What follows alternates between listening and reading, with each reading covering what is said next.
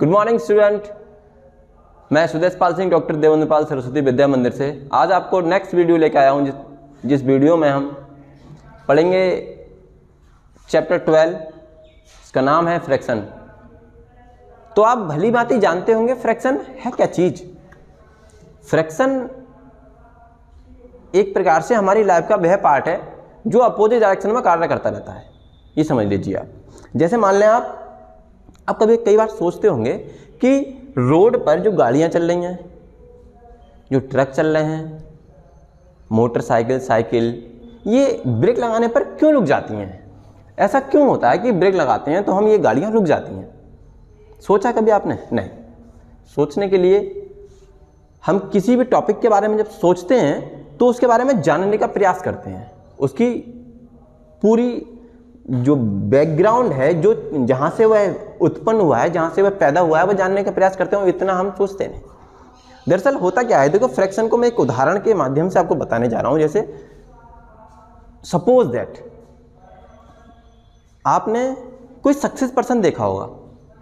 You have seen any time for success person like कोई IAS, PCS, any other department. तो आप देखते हैं कि जब है आदमी, वह पर्सन सक्सेस हो गया तो उसके पीछे कुछ नेगेटिविटी लग जाएंगी। जैसे कुछ लोग ऐसे होंगे जो क्या करेंगे, उनका काम, मेन काम यही होगा कि वह आदमी जो सक्सेस हुआ है उसकी पीछे लग जाना। अरे ऐसे ही हो गए, ये कोई कामयाबी नहीं मिली, चीटिंग कर ली। तो उसके मनोबल को गिराने का जो प्रयास करते हैं वही तो फ्रैक्शन है। वही तो फ्रैक्शन है। मतलब किसी ऑब्जेक्ट पर अपोजिट डायरेक्शन में लगने वाला फोर्स ही फ्रैक्शन कहलाता है बच्चों। समझ गए? जैसे ही आप कार चला रहे हैं, कार चलाते वक्त आप देखते हैं जैसे आप ब्रेक लगाते हैं तो ब्रेक लगाने में उस पर एक फोर्स अप्लाई होता है, एक्सटर्नल फोर्स। वह फोर्स उस ऑब्जेक्ट को, उस कार को, उस बस को, उस ट्रक को, उस मोटरसाइकिल को, उस साइकिल को या एनी अदर मटेरियल्स को रोकने का प्रयास करता है। मतलब सपोज दैट वह इस डायरेक्शन में कार्य कर रही है, ठीक चल रही है बस इधर को। अब जब इसमें आप ब्रेक लगाएंगे तो जो फोर्स लगेगा वो अपोजिट डायरेक्शन में कार्य करेगा इसके, और इसको रोक देगा। इसको स्वतः ही रोक देगा। जब वह रोक देगा, जब उसको रोका गया, हाँ, तो फ्रैक्शन जिस बारे में हम देख रहे हैं कि बस की जब ब्रेक लगाते हैं तो अपोजिट डायरेक्शन में वह कार्य करता है। तो अपोजिट डायरेक्शन में जो बल उस पर कार्य कर रहा है बच्चों, वही उस पर लगने वाला फ्रैक्शन है, वही घर्षण है। घर्षण दो ऑब्जेक्ट के सरफेस पर कार्य करता है। जब तक उनके सरफेस एक दूसरे से अटैच नहीं होंगे, घर्षण, फ्रैक्शन उस पर अप्लाई नहीं होगा। लाइक आप देखते हैं कि सर्दियों में जब आप स्कूल आते हैं, स्कूल आने के बाद आपके जो हाथ होते हैं वो साइकिल का हैंडल पकड़ने के बाद बड़ा ठंडे हो जाते हैं। क्लास में बैठने के बाद सबसे पहले आप क्या करते हैं? उफ, बहुत ठंडा है, तो अपने हाथों को यूं रगड़ते हैं। ऐसे तो नहीं करते हैं? ऐसा करते हैं क्या? नहीं, ऐसे रगड़ते हैं। क्यों? क्योंकि आपके ये दो ऑब्जेक्ट हो गए। अब ये दोनों को आपने यूं अटैच किया। अटैच करने के बाद जब आपने इस पर स्लाइड करना शुरू किया, आपने इस पर वर्क करना स्टार्ट किया, तो दोनों का सरफेस है वह अटैच हो गया। दोनों का जो एरिया है, जो पृष्ठ हैं, दोनों के जब जुड़ जाएंगे, तो जब ये एक दूसरे से जुड़ने के बाद, एक दूसरे से अटैच होने के बाद लेट मी स्टार्ट होंगे, कार्य करना स्टार्ट करेंगे, तो उनके बीच में एक घर्षण कार्य करेगा, फ्रैक्शन स्टार्ट हो जाएगा। फ्रैक्शन स्टार्ट हो जाएगा। तो इस चैप्टर में फ्रैक्शन में ये पॉइंट्स हैं आपके: fraction, fraction of force, factor affecting a force, rolling fraction, sliding fraction और फ्लूइड फ्रैक्शन। इन पॉइंट्स के बारे में हम क्लियरली पढ़ेंगे। जैसे सबसे पहले जो है आपका फ्रैक्शन, मैंने आपको बताया घर्षण। अभी आपको मैंने एग्जांपल भी दिया था एक सक्सेस पर्सन का, और एक उस सक्सेस पर्सन के पीछे जो लोग लगे होते हैं वह उसके लिए अपोजिट डायरेक्शन में जो फोर्स अप्लाई करते हैं, अपोजिट डायरेक्शन में लगने वाला फोर्स फ्रैक्शन होता है, तो वो अपोजिट डायरेक्शन में उसके लिए नेगेटिविटी स्टार्ट करते हैं, कह रहे ऐसे ही हो गया, ये कुछ नहीं है, ये मतलब दूसरों में उसके प्रति दूसरों की नज़र में, दूसरों की सोच में, दूसरों के लिए, दूसरों के सामने मतलब उसको छोटा पर्सन उनका सिद्ध करना, उनको प्रूव करना उनकी एक्टिविटी होती है एक। तो यही हमारा क्या है, फ्रैक्शन। किसी ऑब्जेक्ट पर अपोजिट डायरेक्शन में लगने वाला फोर्स फ्रैक्शन कहलाता है। दूसरा है fraction of force. Fraction of force, जैसे भैया आप इस फ्रैक्शन ऑफ फोर्स के बारे में देखेंगे, जैसे मान लीजिए मैंने एक बुक बना दीजिए, ये बुक है नहीं वैसे, लेकिन let me consider only 2 minutes. 2 minute के लिए मान लीजिए सपोज ये बुक है, ठीक, like this one a table, okay, then start our work. आपने इस टेबल के ऊपर एक बुक रखे हैं, ठीक। अब ये जो बुक रखी है भैया, इस बुक को आपके लिए अभी आप देख रहे हैं कि ये रेस्ट पोजीशन में है। कौन सी पोजीशन में है? रेस्ट। अब रेस्ट पोजीशन से इसको आपके लिए मोशन में लाना है। अब मोशन में लाना है और हम पढ़ रहे हैं यहाँ पे फ्रैक्शन। क्या पढ़ रहे हैं भैया हम? फ्रैक्शन। तो हमारे लिए मोशन में लाएंगे तभी तो हमें पता पड़ेगा फ्रैक्शन अप्लाई हो रहा है या नहीं हो रहा है। आप देखते हैं कि इस बुक में आप इधर से एक्सटर्नल फोर्स लगाने के बाद इसको यू मारकर और आगे खिसका देते हैं। कुछ थोड़ी सी आगे को ये मूव होती है, लेकिन कुछ देर बाद ये रुक जाती है भैया। क्या करती है? वर्क करना स्टार्ट कर देती है, और वर्क करना स्टार्ट करने के बाद ये अपने आप ही सेल्फ रुक जाती है। तो आपने देखा जब इस पर आपने वर्क अप्लाई किया तो इसने इस डायरेक्शन में थोड़ी सी मूव हुई है। जब आपने इधर से फोर्स अप्लाई किया तो ये इधर को मूव हुई। तो आप देखेंगे इस पर जो फ्रैक्शन लग रहा था वो जस्ट अपोजिट डायरेक्शन लग रहा था, इसको रोकने का प्रयास कर रहा था। मतलब दो पॉइंटों के बीच में जो फोर्स अप्लाई होता है वह उसकी विपरीत दिशा में कार्य करता है। उसकी होने वाली मोशन में, उसकी होने वाली डायरेक्शन में जो चेंज हो रहा है उसकी क्या करता है, मतलब अपोजिट डायरेक्शन में कार्य करेगा। तो आपने इसको जब इधर से अप्लाई किया तो फोर्स इस डायरेक्शन में लग जाएगा। जब आप इधर इस डायरेक्शन से इस पे अप्लाई करेंगे इधर अपोजिट कार्य करेगा, मतलब जस्ट अपोजिट। तो स्टूडेंट्स अब आप देख रहे हैं कि ये इधर के लिए भी फोर्स अप्लाई हो रहा है, इस डायरेक्शन में फोर्स अप्लाई हो रहा है। तो आप इसमें डिफाइन कैसे करेंगे? How can say so this one a fraction, this one a force? हाँ, तो इसका एक कारण है, इसमें एक हम थोड़ा कर लेंगे। अब आप मान लीजिए जब इस डायरेक्शन से इस पर फोर्स अप्लाई कर रहे थे तो इसकी ये मोशन में आ रहा था। जब मोशन में ये आ रहा था तो ये जो फोर्स अप्लाई हो रहा था, मतलब जो इस पर आपने फोर्स लगा इसकी डायरेक्शन को चेंज किया, इसमें थोड़ा मूव किया, तो इसको आपने डिनोट कर दिया कैपिटल एफ से। किससे कर दिया? कैपिटल एफ से। जो इसमें फ्रैक्शन अप्लाई हो रहा था जस्ट अपोजिट डायरेक्शन में, उसको आपने डिनोट कर दिया स्मॉल एफ से। अब दोनों में डिफरेंट हो गया, आपको पता पड़ गया ये स्मॉल एफ जो है ये फ्रैक्शन है और ये कैपिटल एफ जो है वह क्या है आपका फोर्स। तो हमें पता पड़ा कि आप अगर किसी टेबल पर कोई बुक रख के या कोई एनी अदर ऑब्जेक्ट रख के, सपोज दैट ये रख लीजिए, अब यहाँ पर रुकेगा नहीं, इसको यहाँ पर रखकर मैं इसको मारता, इस पर फोर्स अप्लाई करता तो ये थोड़ी दूर रोलिंग करते हुए चले जाता, रोलिंग करते हुए घूमते हुए जब ये चले जाता घूमते हुए, तो कुछ दूर बाद आफ्टर सम टाइम अपने आप से ये रुक जाता। क्या करता? रुक जाता। जब ये रुक जाता, रुकता क्यों रुकता? ये कुछ तो कारण रहेगा ऐसा जिसके कारण ये रुक जाएगा। ये रुकेगा इसलिए क्योंकि आप दो ऑब्जेक्ट जिनके सरफेस एक दूसरे से अटैच हो जाते हैं तब उन पर कोई फोर्स अप्लाई करते हो, तो उन दोनों ऑब्जेक्ट के सरफेस के मिड पॉइंट पर अप्लाई होने वाला फोर्स जस्ट अपोजिट डायरेक्शन में कार्य करता है। जो जस्ट अपोजिट डायरेक्शन में कार्य कर रहा है वही तो फ्रैक्शन है। वही क्या है भैया? फ्रैक्शन। इसके बाद अब दूसरा जो नेक्स्ट टॉपिक है वह है factor of effective of force fraction, मतलब घर्षण के प्रभाव। घर्षण के प्रभाव। अब घर्षण के प्रभाव पढ़ने के लिए हमारे लिए थोड़ा सा दिमाग का इस्तेमाल करना होगा। हम जानते हैं कि घर्षण के इफेक्ट क्या होते हैं। घर्षण के इफेक्ट आपने ठीक तरीके से देखे हैं। आप कई बार देखते हैं कि जैसे ये टेबल मान लें आप, पूरी क्या मान लें, पूरी टेबल। घर्षण के जो प्रभाव हैं वह ये समझ लीजिए आप दो कंडीशन में मोस्टली कार्य करते हैं, दो कंडीशन में ठीक तरीके से कार्य करते हैं। वैसे उनकी कंडीशन तो मैं भी आपको 3 कंडीशन बताऊंगा कैसे होगा। एक्टिविटी भी दे रखी है आपकी बुक में। जैसे मान लीजिए कि आपने ये टेबल मान ली एक, ठीक,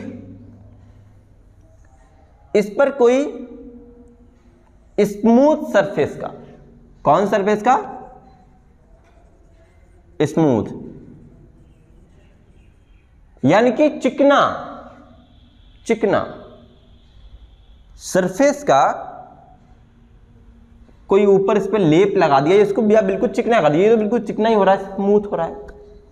अब आप क्या करें, जब इसके ऊपर स्मूथ सरफेस आपने अप्लाई कर दिया है तो इस पर ये मार्कर लेकर यहां आपने एक टेढ़ी करके, ऐसे मान लीजिए ये बुक ले लेता हूं मैं, इस बुक को मैंने ऐसे रख दिया, ठीक, ऐसे रखने के बाद में इस पर ये छोड़ा, मैंने छोड़ दिया, ये दूर तक चले जाएगा, दूर तक चले जाएगा ना इससे, ऐसे मैं छोड़ूंगा, देखो ये चले गया, और देख लो एक बार ये जा रहा है दूर तक, क्योंकि सरफेस कैसा है, ये चिकना सरफेस है, चिकना तल है।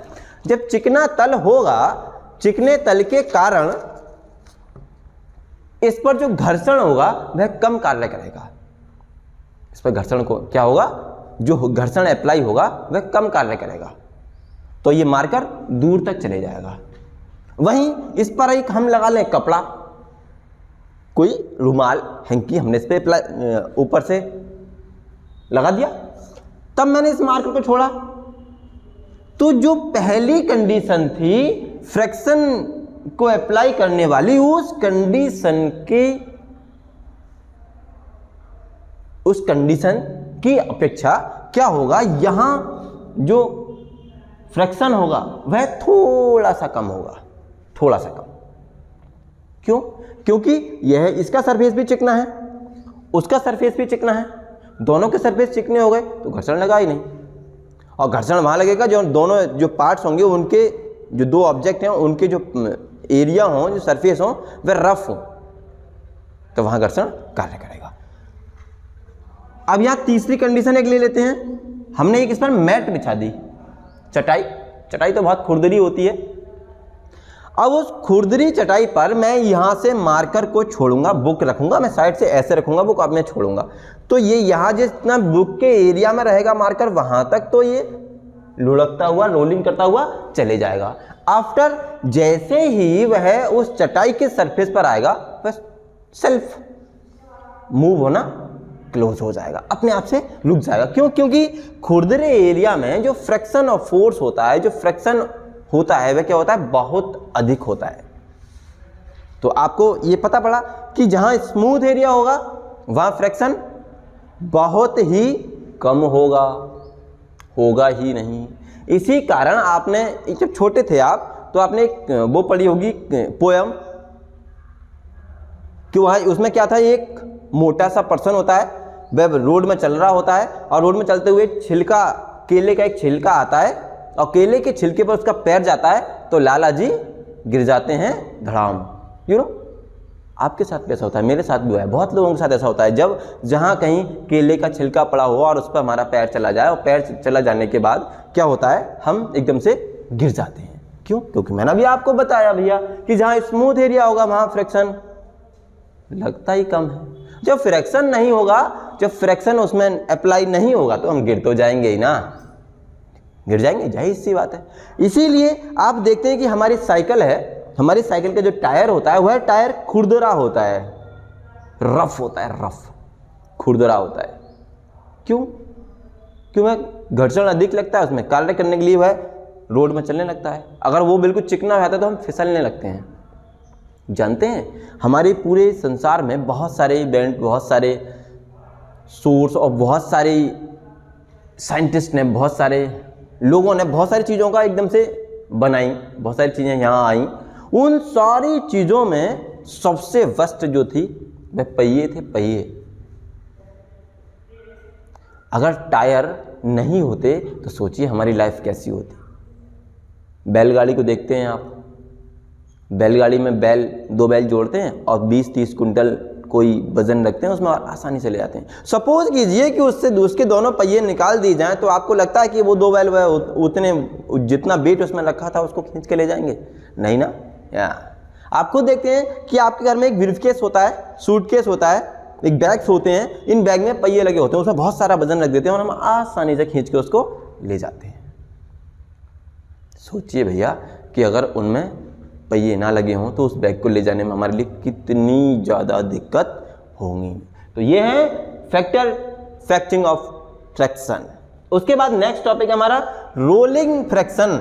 उसके बाद देखो नीचे दे रखा है स्लाइडिंग और फिर है फ्लूइड फ्रैक्शन। रोलिंग फ्रैक्शन और स्लाइडिंग फ्रैक्शन, देखो रोलिंग फ्रैक्शन और स्लाइडिंग फ्रैक्शन दोनों में थोड़ा सा ही अंतर है। एक में तो घुमा घुमा के ले जाना और एक में खींच कर ले जाना। मतलब एक में तो आपके लिए लेके जाना है घुमाकर और एक में लेके जाना है आपको खींचकर। जब आप घुमा के कोई चीज लेके जाएंगे तो वह चली जाएगी आसानी से, और जब आप उसको खींचकर लेके जाएंगे तो वो चीज को आपको ले जाने में होगी थोड़ी सी दिक्कत, थोड़ी नहीं बहुत ज्यादा दिक्कत। जैसे अब आपको मैं बता देता हूं, जैसे देख लीजिए ये एक बुक है मेरे पास। इस बुक को, ये बुक सपोज कीजिए इसका जो वेट है वह 2 कुंटल है, सपोज कीजिए, वैसा है नहीं, 2 मिनट के लिए मान लीजिए 2 कुंटल वजन है। अब इसको आप उठाएंगे तो आपको उसमें कितना फोर्स लगाना पड़ेगा और आपकी बॉडी पर कितना प्रेशर पड़ेगा, नहीं कर सकते ना। If any condition you have a small brain then you can do. जानते हो कैसे? हम क्या करें, इसको किसी चीज से उठाएं दोनों साइड से और उसके नीचे कोई गोल चीज like a tyre, like a cylinder, pipe लगा दें इसके नीचे, ठीक, और जहां तक उसको लेके जाना वहां तक पाइप ही पाइप बिछा दें हम। फिर इसको खिसकाएं, इस पर एक्सटर्नल फोर्स लगाएं, आसानी से चली जाएगी। जैसे मान लीजिए मैंने इसके नीचे मार्कर लगा दिया और मैं यहां से लेकर यहां तक इसमें 4-5 मार्कर लगा दूं, फिर टेबल पर रख दूं, फिर मैं इस पर जरा सा फोर्स लगा दूं, जो मार्कर है नीचे के बस सेल्फ मूव होना स्टार्ट हो जाएंगे, सेल्फ मूव होना स्टार्ट हो जाएंगे। मतलब किसी कोई बॉडी रोल करती है, मतलब घूमती है तो उस पर आपको अधिक फोर्स अप्लाई करना नहीं पड़ता है। मतलब body roll over the surface and another body the resistance to its motion is called a rolling fraction. It's called a rolling fraction. आप खुद देखते हैं कि जो साइकिल होती है या मोटरसाइकिल होती है उसमें उसके पिछले पहिए में और अगले पहिए में एक रिम लगा हुआ होता है। क्या होता है? रिम। उस रिम में गोली ग्रीसिंग कराते हैं हम, उसके अंदर ग्रीस लगाते हैं, मोबिल लगाते हैं। वह मोबिल की जो परत होती है उसकी थोड़ी सी जो लेयर होती है, जो स्मॉल सी लेयर होती है, वह लेयर जो है घर्षण को कम करती है, इसीलिए उस पर उसके अंदर ग्रीस लगाया जाता है, जिससे गोली और उस रिम के बीच में जो मिड में जो लेयर बनी है वह लेयर उस फ्रैक्शन को थोड़ा सा कम कर दे और उसके कम करने से उसको हम आसानी से खींच सकते हैं। वैसे ही स्लाइडिंग है। स्लाइडिंग फ्रैक्शन में आप किसी भी ऑब्जेक्ट को खींचते हैं, उसके अंदर पहिए लगे हुए नहीं है। जब उसको आप खींचेंगे, खींचने में आपके लिए उस पर बहुत फोर्स लगाना पड़ेगा, तो घर्षण भी बहुत अधिक होगा। जब घर्षण बहुत अधिक होगा तो उसको खींचने में हमारे लिए बहुत सारी दिक्कतें होंगी। भैया समझ रहे हैं ना आप मेरी बात को? Are you satisfy? I think. उसके बाद जो बात करते हैं हम फ्लूइड फ्रैक्शन। देखो इस पूरे एरिया में, पूरे एटमॉस्फेयर में कोई भी जो कार्य करते हैं, जो चीज को हम यूज करते हैं, जो मोस्टली हमारी लाइफ के लिए यूज हैं, उनको हम कंडीशन में फाइंड आउट करते हैं। सॉलिड, लिक्विड और गैस, सॉलिड, लिक्विड और gas. I repeat again, solid, liquid और गैस। इसके सिवा आप मुझे एक भी कंडीशन बता दीजिए भैया, जिस कंडीशन में आप कोई भी ऑब्जेक्ट अपनी लाइफ में यूज करते हैं। ठोस में करते हैं, गैस में करते हैं और लिक्विड पानी के रूप में करते हैं। बताओ इसके सिवा कोई और है? नहीं। तो जहां gas plus liquid, gas plus liquid दोनों को मिलाकर जो चीज बनाई जाती है वही फ्लूइड कहलाती है। वही क्या कहलाती है? फ्लूइड। आप देखते हैं कि जो एरोप्लेन होता है, एरोप्लेन सभी ने देखा है, कुछ तो बच्चे बैठे हुए होंगे उसमें। तो जब वो चलता है, मतलब उड़ता है आकाश में, तो उसकी जो पंख होते हैं इस टाइप के होते हैं, उसके पंखों पर जो फोर्स लगता है वो जस्ट अपोजिट डायरेक्शन में लगता है। मैंने आपको बताया था फ्रिक्शन जहां भी अप्लाई हो रहा होगा उसकी जस्ट अपोजिट डायरेक्शन में हो रहा होगा। दैट्स वाई जो ऑब्जेक्ट है उसकी कंडीशन को वह चेंज कर देता है। आप ब्रेक लगाते हो ना, जैसे ब्रेक लगाते हो एक्सटर्नल फोर्स अप्लाई करते हो, साइकिल रुक जाती है, अपोजिट डायरेक्शन में कार्य करता है। तो उसके जो पंख हैं, इस फ्लूइड फ्रिक्शन में हम पढ़ रहे हैं, उसके जो पंखों पर जो प्रेशर लगता है, मान लीजिए ये आपने